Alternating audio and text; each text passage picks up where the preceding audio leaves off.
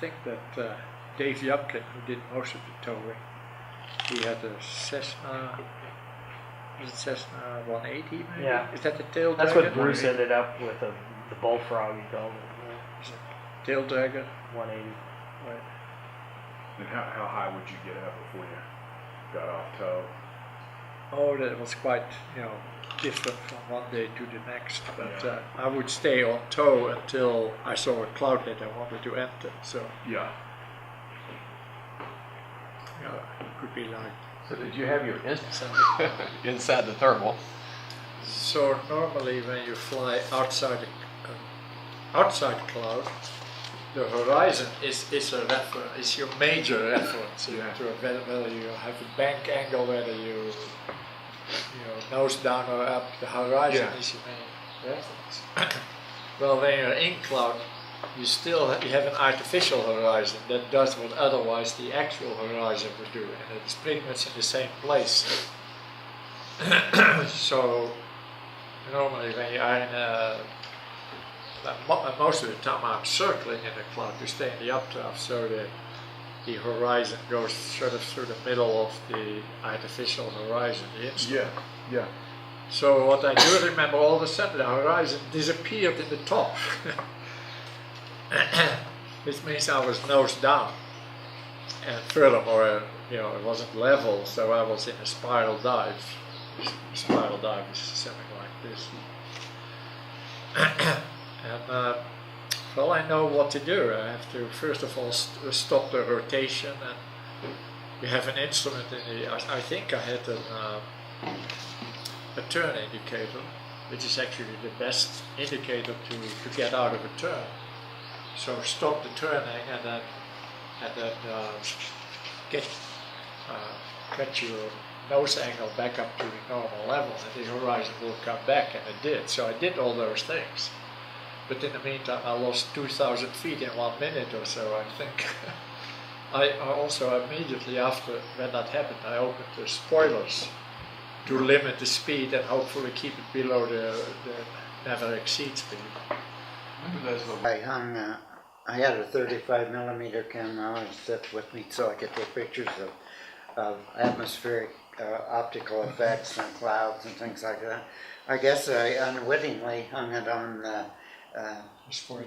glide brake on the control knob. I hung it there, and Ben was having a bit of a problem controlling the sailplane, but he didn't want to tell me about it because he didn't want me to worry. And then I guess I looked over and saw the camera hanging there. Did I tell you then that? Yeah. Well, I talked to the people on the flight service station over the radio and told them that I couldn't operate the spoilers, and then you said, "Oh, wait a minute, my camera is hanging over the spoilers." So what was your impression of flying in the back seat of the 232 with a big camera and your 35mm camera? What was it like to fly back there? Well, the first few trips I called it the puker. That can give you some idea, because I was very confined back there. The camera was right here, so I couldn't see forward. I could just look out the sides. And there was kind of a smell of rotten rubber back there from, how airplane cockpits are, or sailplane in this case. And then we would go into these tight turns. We did that for one summer, one or more. And we were on tow. We were west of Fort Morgan, and we got into an updraft. So Vim pulled the knob, and we were off tow. And then Vim tried to contact Denver Center. And his microphone, we put on oxygen masks when we got into when we anticipated ascending in a cloud. We always put on oxygen masks. Sometimes we could go over 10,000 feet. So he tried to contact Denver Center after he got his oxygen mask on, and apparently the microphone wasn't working, so he asked me if I could exchange oxygen masks. And it wasn't so, I didn't need to talk to member center, so we had difficulty getting the exchanging masks because it was just this little area that we could push the mask through. He would give me his and I'd give him mine, or the other way around. Well, by the time we had gone through all this and he was able to contact Denver Center, we had lost quite a bit of altitude. We had an east wind. We didn't have lift. And there's no airport of any consequence that I know of between Fort Morgan and East Denver. And we kept going down. So we flew around for a while and I was starting to get a little apprehensive and Vim tilted the plane a bit.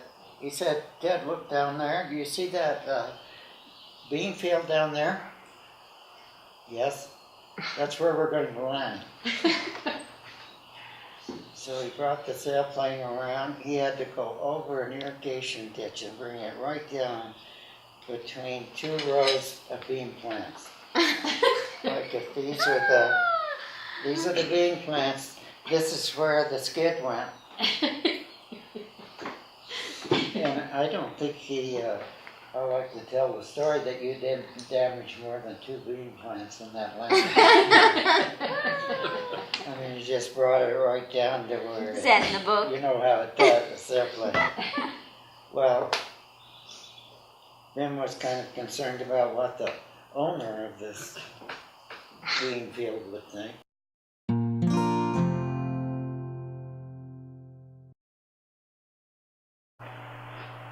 And so we try to understand how hailstorms form, for one thing.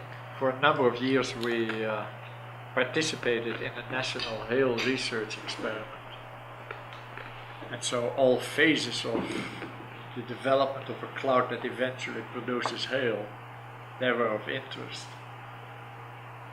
And it's mostly like cloud particle physics, like how water droplets grow, how they condense on condensation and freezing nuclei, how the water droplets get carried up in an updraft and at some point freeze.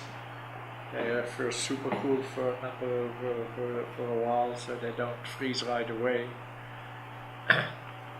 Anyway, the cloud particles can grow up to hailstones of baseball size, I guess.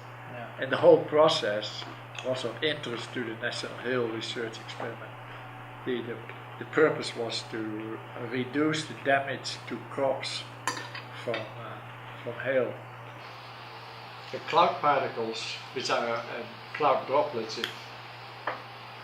unless it's so cold that they freeze, but they're mostly cloud droplets. They follow a very predictable path. You know more or less what the airflow is going to be, you know how far you are from the leading edge. So it's completely different from a cumulus cloud, where there is turbulence, and cumulus always has turbulence, while the airflow is laminar in a wave cloud, at least in a smooth wave cloud at a high altitude. So it's an ideal place to follow the growth of cloud droplets from, where there is no cloud droplet, right at the start of the wave cloud. So I would go downwind through a wave cloud, and I would position myself to the west of it and go east and just fly through it. So those people who analyzed the data, they thought it was like a unique place to study the growth of cloud droplets. The data were collected on the airplane but transmitted in real time to a ground station, recorded on magnetic tape, and so you could play back the magnetic tapes, replay the flight, right, know what altitude I was at the time, and so on. And I think that we got really good position data from the radar tracking. There was a ground, there was radar that some of the experiments anyway. It was the National Hill Research Experiment. Yeah. The clouds that are working there were also observed with radar. So we can kind of reconstruct afterwards what the flight path was. Then we have the data on the particles, so more or less reconstruct the history of the cloud, how it grew from a smaller cloud to a bigger cloud, and how the cloud particles evolved in the updraft. These cold lenticular clouds that you see over the plains, and we were studying those, and they were kind of an ideal cloud physics laboratory. At the time I started there, they were talking a lot about collection methods for cloud particles.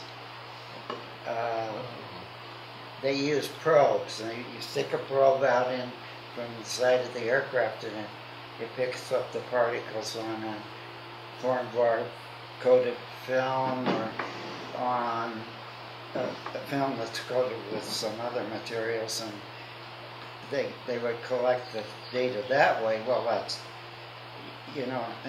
anytime you stick out a probe like that, the information is no longer in situ. It's these particles are hitting the probe and they're breaking up, and you're getting fragments on your film instead of in situ. So they kept talking in situ. We need some way to get image of the particles that are outside the boundary layer of the aircraft if possible.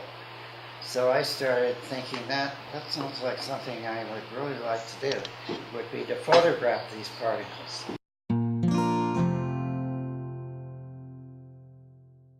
And then around that time we had the sailplane, and I thought, well, let's try it with the sailplane. We were getting pretty good images in Yellowstone. Let's try Were a you real, using that let's same try a camera? real challenge. You were using the same camera then at that No, I had, kind of. I guess I used an electric Nikon in Yellowstone, but I had to modify it considerably for the sailplane. Just the rotating mirrors. Yeah, How did you modify it, Ted? I had to use a combination of microsecond duration flash and rotating mirror, and a rotating mirror. The rotating mirror is the first time you used those on the camera on the glider, or you used those in Yellowstone also? No, I didn't really need it in Yellowstone, but Not enough wind. I started to worry about that camera if we put it on the sailplane. I thought we're going to have something besides just microsecond flash. Even a microsecond, well, actually I think they were like 10 microseconds to get enough energy to illuminate the particles.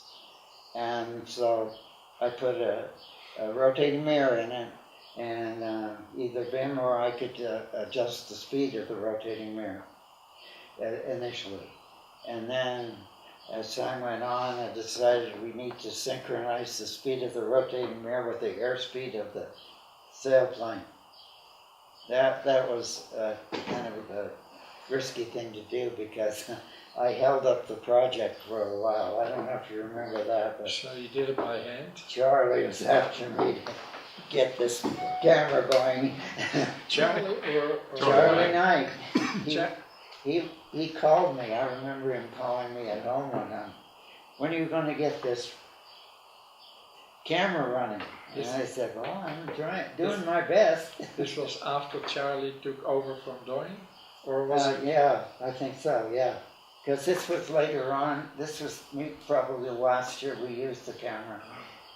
But, as an engineer, I couldn't resist synchronizing the speed of the mirror with the aircraft speed, and we got it to work. Was it automatic, or you had to do it by hand?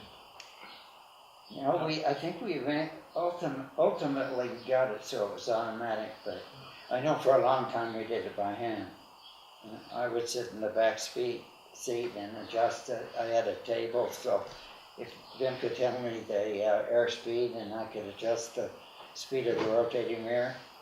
I mean, did you Parts take, of it I had to have made okay, commercially.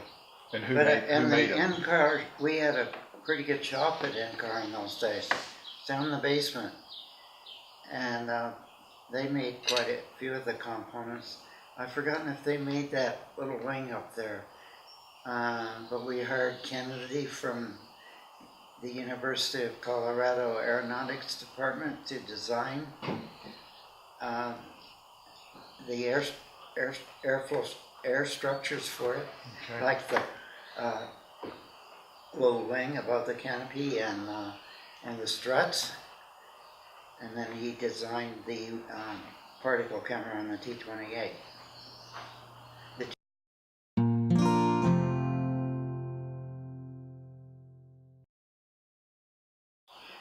I think one of the main ones that ice and supercooled water could coexist in the clouds, in certain regions of cloud. And you could make the distinction from the images because of the way the light, I don't know if you remember from the diagram, but the light beams crossed. There were two light sources up here, and then there were, the light sources were in the cockpit, and then there were reflectors up on that wing. So the two beams would cross, and right in here where they cross was where the camera was focused, okay? Now, if there's a water drop in there, it acts like a little lens, and it images the light sources as two dots. So we called it the two-dot method. So you could distinguish ice from water if it were water or supercooled drops. They would image as two dots. But if they were frozen, they would image in their true shape. Would you have spherical droplets if they're frozen? Not truly spherical. And you know, so many of them were, you could tell they were broken The splinter spheres. And many of them had little spicules, they call it. So you could tell easily what was ice and what was not. Yeah, yeah.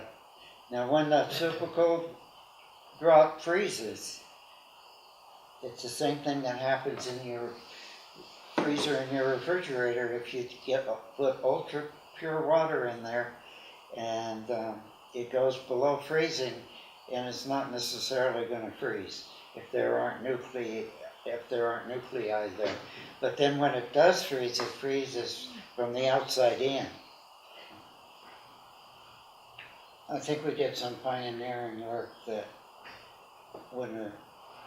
was of value, because making the ice-water distinction was, it essentially hadn't been done up to that point, except with a lot of guesswork. If you're impinging supercooled drops on a collector, they may freeze when they hit the collector. They may break when they get into the turbulence around the aircraft. So you're collecting broken pieces. There was just a lot of uncertainty, and I think we made some advances in the state of the art that reduced that uncertainty. And that was because of the speed of or lack of speed of the glider. You were more or less the particle. You were a particle along with the... Yeah, and the key word was in situ. We were actually imaging particles that were in situ. They were Not about to hit something. essentially what they were as nature created that parcel of air. Although, I can't say it was 100% because even the sailplane has affects the airflow for a distance away from its fuselage. But this was much better than what we had up to that point. Sure. You could